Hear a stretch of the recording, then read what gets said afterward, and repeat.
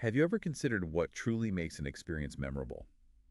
Whether you're mapping out a dream vacation, hitting buy now online, or maybe just grabbing your week's groceries. Yeah, what makes one stand out?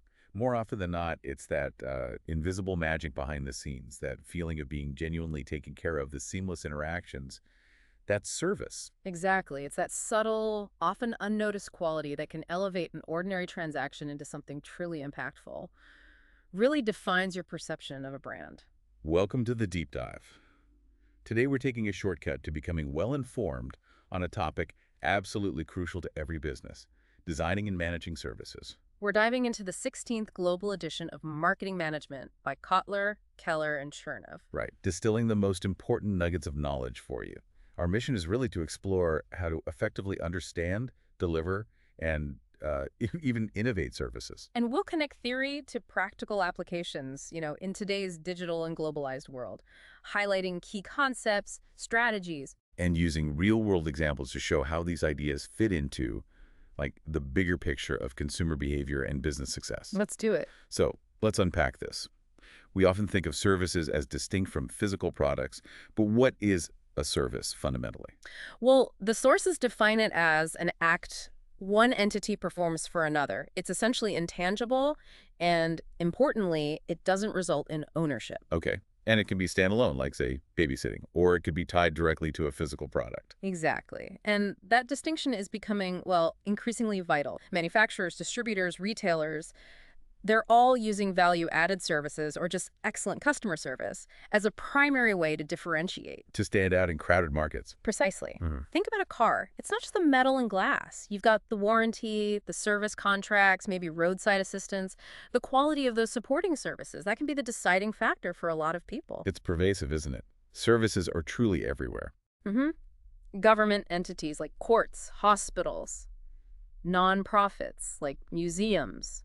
Then you have airlines, banks, law firms. It's all service provision. You even mentioned this idea of a service factory within manufacturing. Yeah, think about the internal teams, like IT support, HR, legal staff. They don't actually make the product, but their services are absolutely critical for the goods factory to run smoothly. And in retail, cashiers, salespeople. They're fundamentally delivering a service, not just processing a transaction. That's a great point about the invisible aspect. So if services are so pervasive, how do we even begin to categorize them? Especially when they're so different from physical goods. Well, the book breaks down offerings into 5 categories. It's like a spectrum. Okay. At one end, you have a pure, tangible good. Think soap, toothpaste, virtually no accompanying services. Got it. Then there's a tangible good with accompanying services, like that car example. It needs a warranty, maybe a service contract.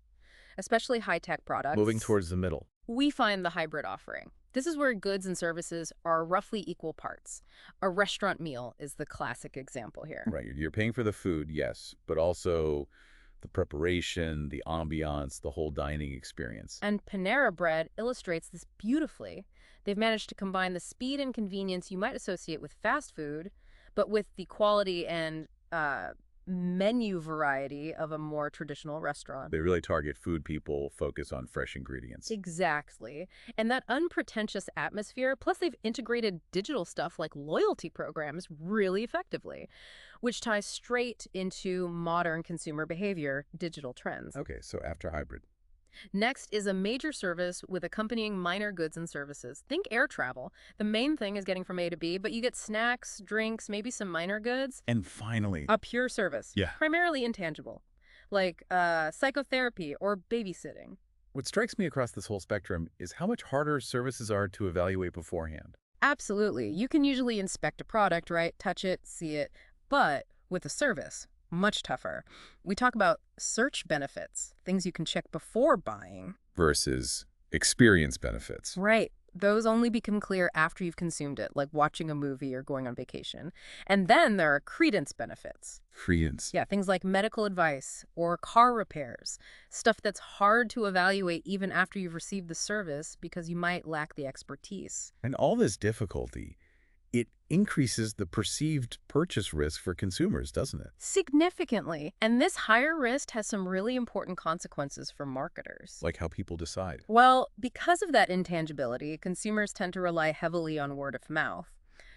recommendations from friends, family, online reviews, Yeah. much more than traditional advertising. They're looking for signals. Exactly. They lean on clues like price. Sometimes higher price implies higher quality, the provider's reputation, of course, and even physical cues like the look of an office or the staff's uniforms. And loyalty plays a big role here too, right? Huge. Consumers tend to be highly loyal to service providers who satisfy them.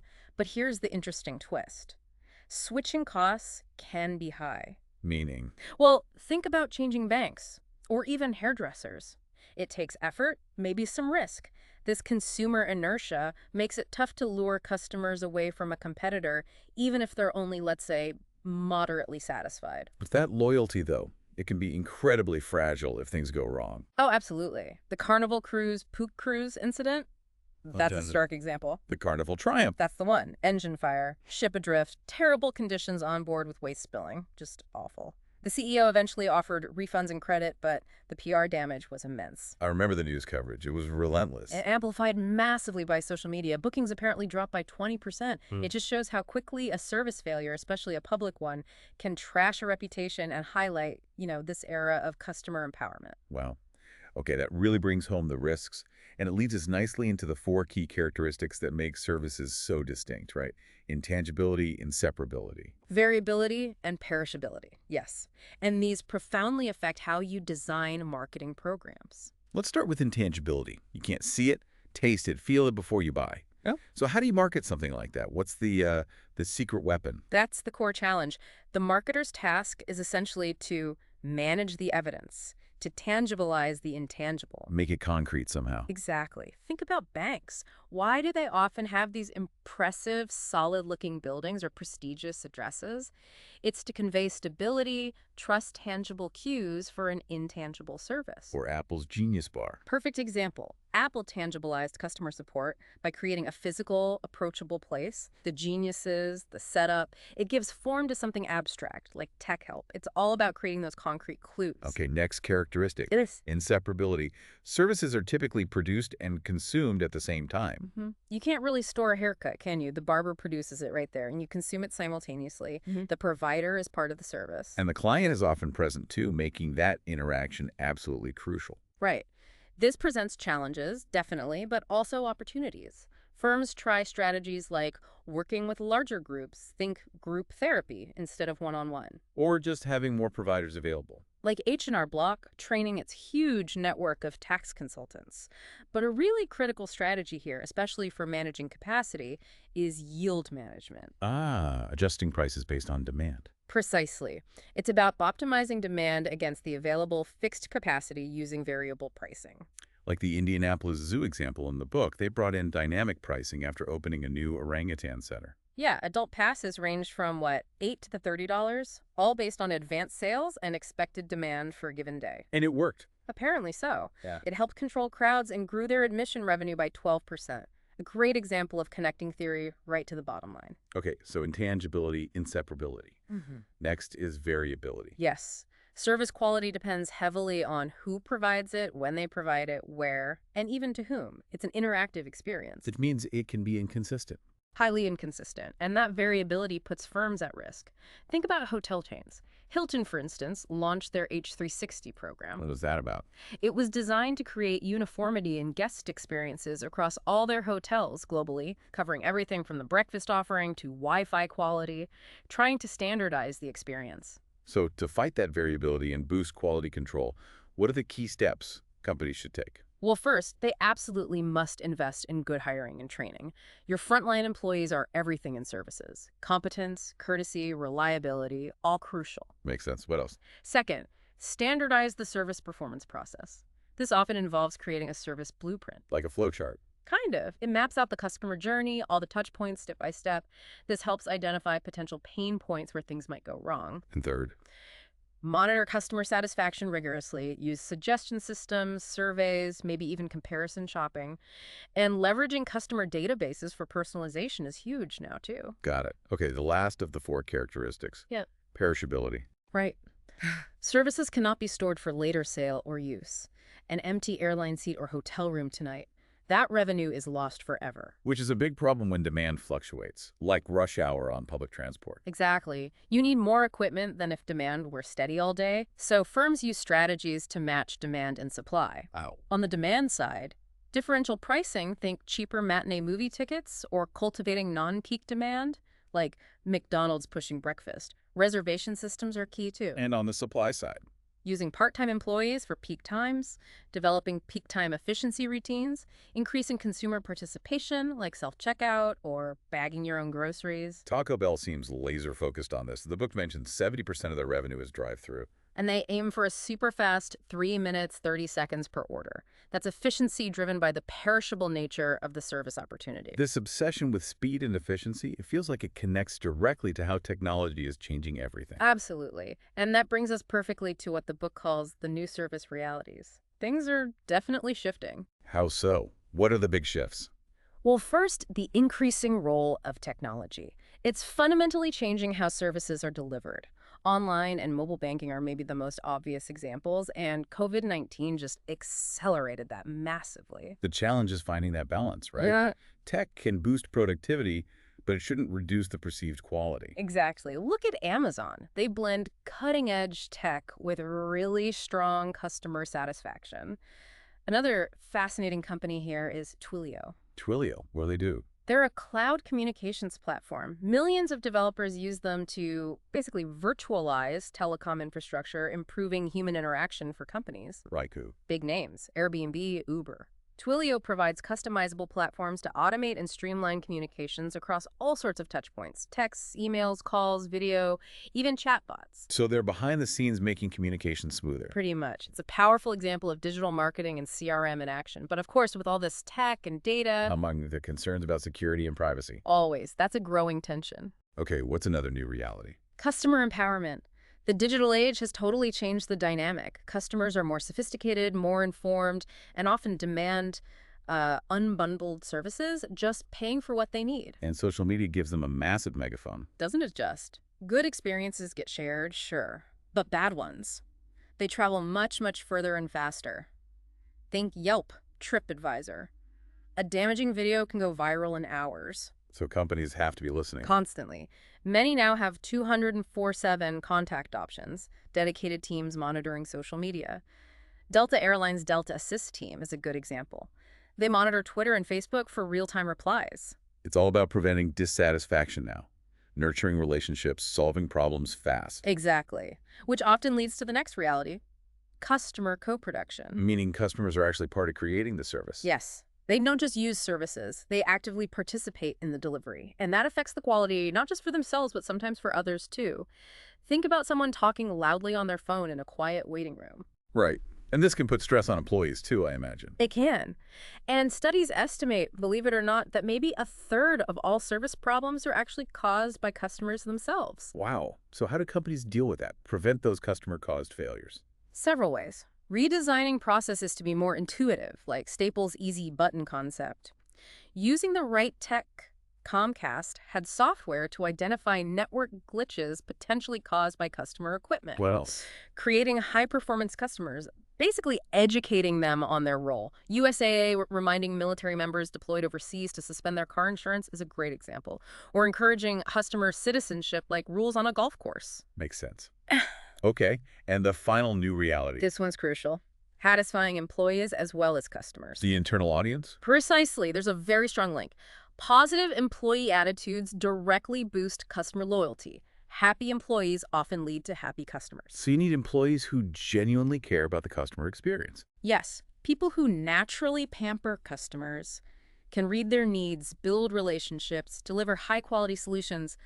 These employees are gold. Zappos comes up here, doesn't it? They seem legendary for this. They really are the gold standard. Their entire culture is built around superior customer service. Famously, they don't outsource their call centers, and a huge part of their hiring process is just about cultural fit. And they empower their staff, right? Massively. The story about a rep sending a customer a new pair of boots, even though the original leaky pair was a year old and outside the official policy, that says everything. It shows trust and focuses on the relationship. That's powerful internal marketing. So pulling this together, How do the top firms actually achieve service excellence? What are the key pillars? The book outlines 3 pillars of service marketing excellence. First is external marketing. That's the traditional stuff: product, price, place, promotion for services. Exactly, your standard marketing mix, adapted for services. Second is internal marketing. Which we just touched on with Zappos. Training and motivating employees to serve customers well. Right. And arguably, the book suggests this might be marketing's most important contribution, getting everyone in the organization, not just the marketing department, to practice marketing and be customer-focused. And the third pillar. Interactive marketing. This is all about the employee's skill in actually serving the client during the encounter. It involves teamwork, often delegated authority, so employees can solve problems on the spot. It's where the service actually happens. Moment of truth. That's a good way to put it. It's the human element in action. So, beyond these pillars, what do the best service companies actually do? What are their best practices? Well, they tend to share a few key traits. They are intensely customer-centric. Customer obsessed, as the book puts it. Yeah. They have a very clear sense of their target customers and a distinctive strategy for satisfying them.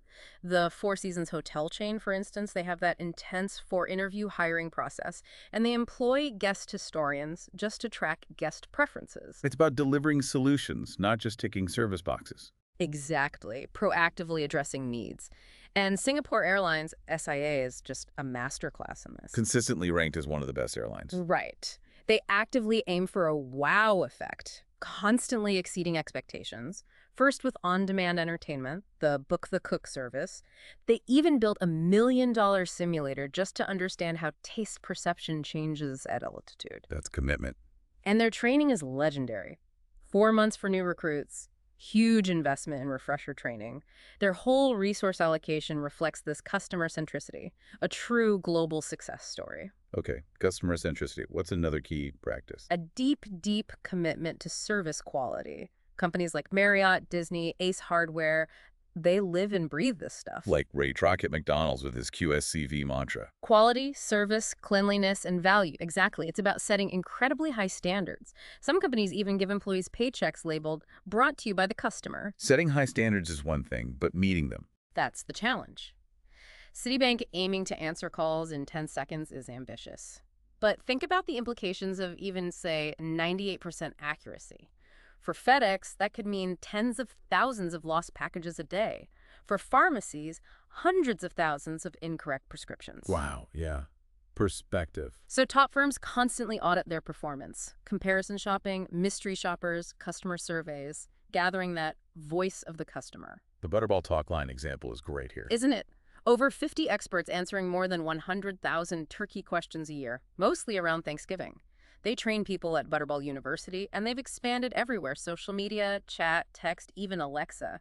That's commitment to quality support. Okay, what else do top firms do? They understand the importance of catering to high-value customers. Giving the big spenders extra attention. Pretty much. Special discounts, dedicated service, perks, while lower-profit customer tiers might get a more standard level of service.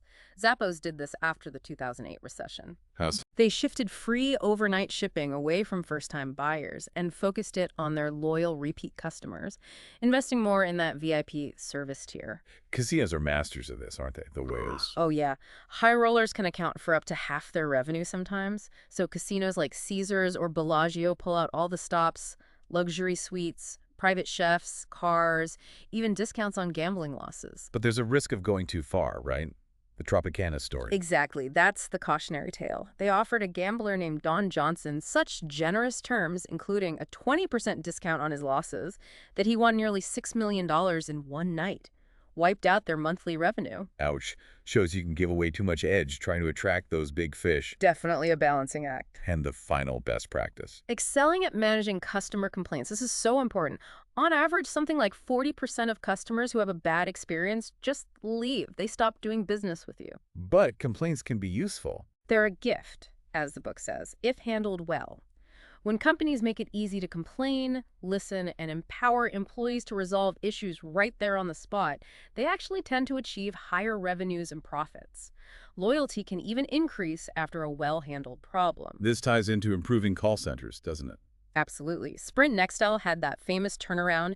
They stopped viewing call centers purely as cost centers, measured by short call times. And started focusing on loyalty, rewarding reps for solving problems on the first call. Right, and their customer contacts dropped drastically. Now firms are using big data too, trying to match callers with the agents best suited to handle their issue or personality type. And keeping reps happy, like Amex offering flexible hours, is key to getting that great service delivery. So shifting gears slightly, how do companies differentiate their services, especially when the core offering might be similar to competitors? Well, when physical products are hard to tell apart, competitive success often comes down to adding valued services and improving their quality. Think about Rolls-Royce PLC and their aircraft engines. What do they do? Their total care programs continuously monitor engines worldwide via satellite. They basically take on the risk and cost for maintenance and repairs, charging airlines based on flight hours. It makes their engines highly desirable. That's a significant value add. What are some other main service differentiators? Ease of ordering is a big one. How simple is it for customers to place an order? Like AI voice assistants learning your preferences or subscription services? Yeah, Harry's Razors, Gillette's text ordering, Amazon Dash buttons, making it effortless. In B2B, think Baxter Healthcare supplying hospitals with direct order computer terminals. Or Align Technologies' Invisalign. The clear braces. Right. Their digital scanner replaced those awful gooey physical impressions. It streamlined the whole process for dentists and patients, making ordering the service so much easier and faster. Speed and timing of delivery is another huge one. Customers expect things fast now. Definitely. Amazon's range of delivery options, from hours to weeks. Uber Eats getting food delivered quickly. In B2B, Cemex, the cement company in Mexico. One faster than pizza. That's them. Guaranteeing concrete delivery within a 20-minute window, using GPS-equipped trucks for flexibility. That's critical in construction where delays cost a fortune. What about after the sale? That's where things like installation, training, and consulting come in. Installation is key for complex products. Training, think GE, training hospitals on their X-ray gear, or McDonald's Hamburger University for franchisees. Consulting, huge firms like IBM, Oracle, SAP thrive on this. Even retailers like IKEA or Best Buy offer assembly services. And maintenance and repair, keeping things working. Crucial, especially in B2B. Goodyear has TB Track for managing fleet tires. Online tech support is standard now. Appliance makers like LG are building in self-diagnostics. Movado, the watchmaker, even moved their repair initiation online. Capturing data at the same time. Exactly, help them spot production issues and get customer feedback. And returns. They seem unavoidable, especially online. A reality of business. Free shipping actually increases the likelihood of returns. It's costly for businesses, inconvenient for consumers. But there's an upside. Yeah, it can get consumers back into a physical store. And lenient return policies often encourage future purchases and positive word of mouth. The trick is to eliminate controllable returns like seller errors and streamline the process for uncontrollable ones like needing to try something on. Expertise can help here too, right? Roadrunner Sports. Good example. Their knowledgeable salespeople apparently lead to a lower return rate than the industry average because they help customers get the right running shoes the first time.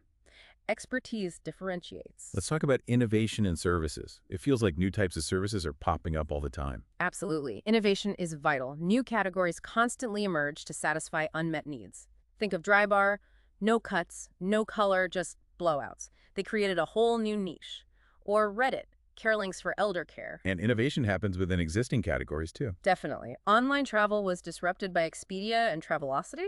Then Kayak came along. How did Kayak succeed in that crowded space? They applied a different model, more like Google, pay-per-click, focused on being a better search engine, more alternatives, more flexibility, using AI for flight rankings, pure digital innovation. Retail health clinics are another example. Right. Minute Clinic, Reddit Clinic, found in drugstores and big box retailers. Nurse practitioners handle minor issues, vaccinations, convenient, transparent pricing, no appointments needed. Private aviation too, NetJets making it more accessible. Yeah, fractional ownership or prepaid jet cards opened up that market. And Ticketmaster using interactive seat maps. That increased conversion rates. By 30%, apparently. Adding social sharing boosted it even more. Simple digital tweaks with big impact. And sometimes, a company just completely reinvents a service category. Cirque du Soleil is the prime example here. Totally. They threw out the traditional circus rulebook, no animals, Took familiar elements like trapeze artists and clowns, but put them in these spectacular themed settings with amazing costumes and music. The growth has been incredible. Phenomenal. Driven by artistic creativity, careful brand management, only one unique new production per year to avoid dilution. And their digital marketing, like the Club Cirque email program, drives a huge chunk of their ticket sales. Okay, let's shift to managing service quality. This seems critical.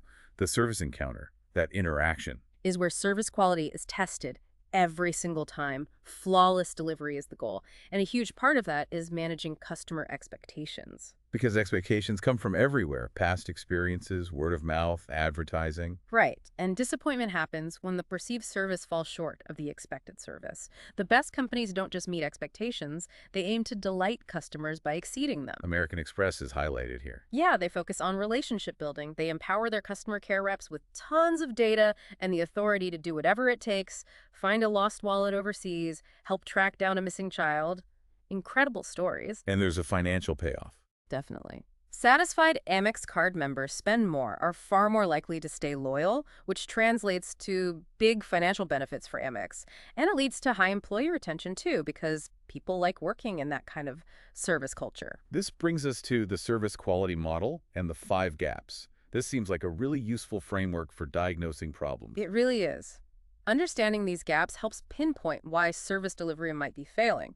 The first gap is between consumer expectation and management perception. What customers actually want versus what management thinks they want. Exactly. The classic example is hospital administrators focusing on, say, improving the food, when patients are actually most concerned about nurse responsiveness. Management is just misreading the priorities. Okay, gap 1. What's gap 2? Between management perception and service quality specification, management might know what customers want, but they fail to set clear, uniform standards for service delivery. Like saying provide fast service without defining what fast means in measurable terms. Precisely.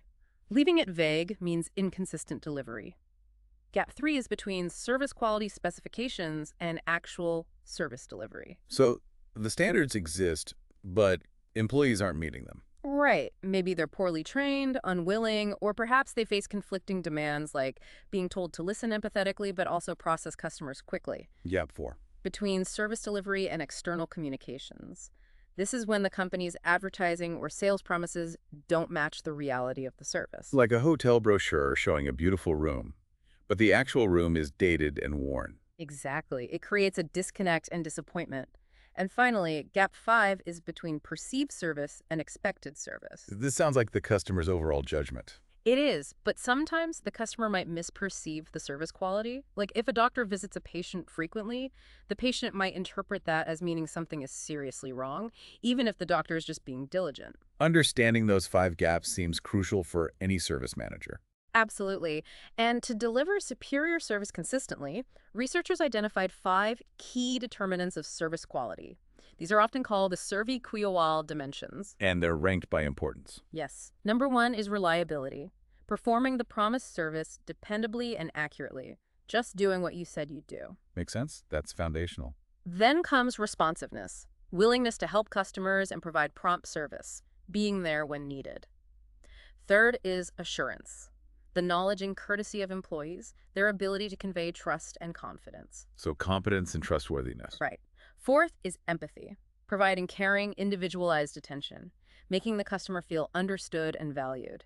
And fifth is tangibles, the appearance of physical facilities, equipment, personnel, and communication materials. The physical evidence we talked about earlier. Exactly. And all these factors contribute to what researchers call the zone of tolerance, the range between what a customer finds unacceptable and what they find ideal. Staying within or exceeding that zone is key. We also need to talk about managing self-service technologies, SSTs. Yeah. They're everywhere now. Because consumers value convenience, ATMs, self-checkout, online purchasing, they're increasingly replacing person-to-person interaction. Chili's putting those tabletop screens for ordering and payment. Led to more dessert and coffee orders, right? Yep. And look at OpenTable. It's become the world's dominant online restaurant reservation system. Bookings via website or app. And now they're leveraging all that data. Massively, using their huge database of user reviews and booking history to offer customized dining recommendations. That's digital transformation and data analytics driving the service. What are the challenges with SSTs? Convincing customers to actually use them, for one, ensuring the roles are clear, the benefits are obvious, and crucially, that they're easy to use. And let's be honest, automated voices aren't everyone's cup of tea. True. Okay, one last major area, managing product service bundles. Right. Even companies primarily known for products from small appliances right up to airplanes have to provide comprehensive service bundles. Service support is a huge competitive battleground, especially now with a stronger online presence. And services can be highly profitable for these companies. Very much so. Companies like Caterpillar and John Deere derive significant profits from services ordering, delivery, installation, maintenance contracts. And poor local service can really disadvantage a company globally. How does service provision typically evolve for manufacturers? Often, they start with their own service departments. Can be expensive but potentially profitable due to premium pricing. Then they might shift more to authorized distributors or dealers closer to the customer, maybe quicker. And then independent firms pop up. Exactly. Independent service firms often emerge, competing on lower price or faster service. Though the trend towards disposable or never-fail equipment can impact customers' willingness to pay for long-term service contracts. This ties nicely into the marketing spotlight examples. Premier Inn in the UK. A great case. A budget hotel chain that really differentiates itself through strong internal marketing. They focus heavily on employee well-being, training, internal promotion. Which leads to genuinely friendly service from staff. Right, that interactive marketing piece. Plus, they have that unique good night's sleep or your money back guarantee. And their online reservation system is apparently excellent, driving over 80% direct bookings, which is way above the industry norm. It shows how internal marketing feeds directly into better interactive marketing and customer-centric results. And the Transport for London, TfL example. Also powerful. Their buses were reliable, but they got tons of complaints specifically about driver behavior, rudeness, lack of helpfulness. So they launched an internal marketing campaign Called Hello London. They used drama-based workshops, quite innovative, to train over 23,000 bus drivers and station staff on customer relations skills, empathy, communication. and the result. A massive 41% drop in complaints related to driver behavior. And a huge financial return, too, something like a 13.5 million pound gain on a 6 million investment, mainly through reduced staff turnover and fewer damage claims. Wow. That really demonstrates the power of internal marketing to improve the interactive experience and boost the bottom line and reputation. Absolutely crystallizes the connection. So as we wrap up this deep dive into the complex world of services, maybe a final provocative thought for our listeners to mull over. Okay, how about this? Given the increasing sophistication we're seeing in self-service technologies and this rising trend of customer co-production, how much will the human touch continue to differentiate services in the future? Will tech eventually take over, or will that human element become even more valuable as a differentiator? Exactly. And maybe what new opportunities might arise as these lines between product and service continue to blur even further. Something to think about. Definitely food for thought. We hope this deep dive has equipped you with a clearer understanding of the dynamic world of services marketing, from its unique characteristics like intangibility and perishability to the strategies that drive excellence and innovation. The insights from Kotler, Keller, and Chernev really underscore how critical understanding and managing services is for competitive success today, really in any industry. Keep these concepts in mind as you interact with businesses day to day, and you'll definitely start to see the service landscape through a whole new, more informed lens. You'll spot the gaps, notice the differentiators, appreciate the effort behind great service. From all of us at The Deep Dive, thank you for diving deep with us.